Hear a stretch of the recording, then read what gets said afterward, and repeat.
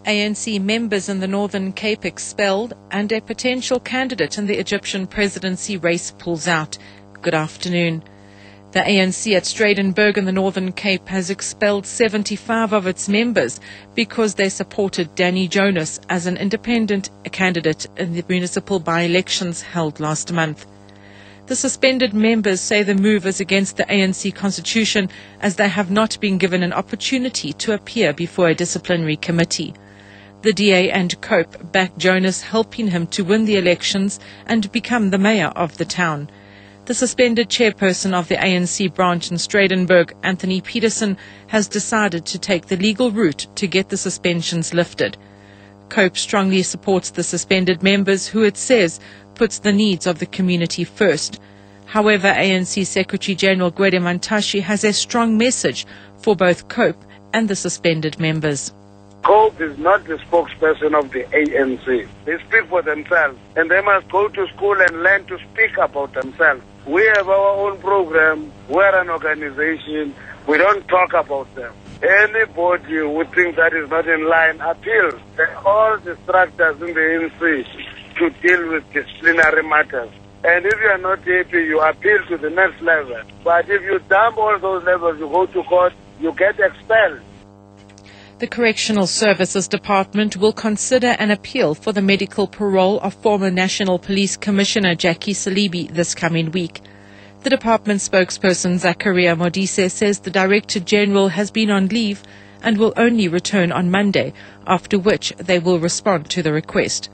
About 3 weeks ago, a group calling itself Friends of Jackie Selebi lodged an application with the Office of the Correctional Services Minister and the department's National Commissioner for his release on medical parole. Selebi was found guilty of corruption and sentenced to 15 years in jail. He's been treated at the Steve Biko Academic Hospital in Pretoria. Modise says Selebi is still very ill.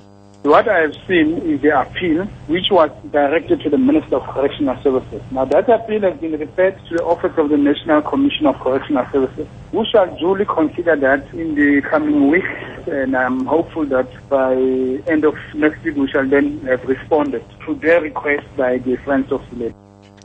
Residents of the Samora, Michelle and Kosovo informal settlements in Philippine and the Cape Flats have called for the closure of a satellite police station in the area.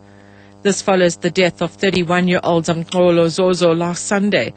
Zozo was allegedly beaten to death by 4 police officers while in custody. He was taken to a local police station after police were called to his house to intervene in a domestic dispute. Earlier today, more than 200 residents took to the streets to protest against alleged police brutality in the area. Community leader Ngolani, Georgia. There is another case that happened at Nyanga Cells, whereby the police, they beat one guy, then the police station, and parties died in the hospital. This is the second one. So that is why we stand up now to say that we are tired of the police, that they are not fully trained to deal with the people. More than 1,000 people have gathered at the Mtlerekeng Sports Ground at Marble Hall in Sekhukhune, where the ANC in Limpopo is holding its centenary celebrations. People have been transported from all 5 districts in the province. Premier Castle Matali will address them. Among the people attending the celebrations are Kings Mpepu and Sekhukhune.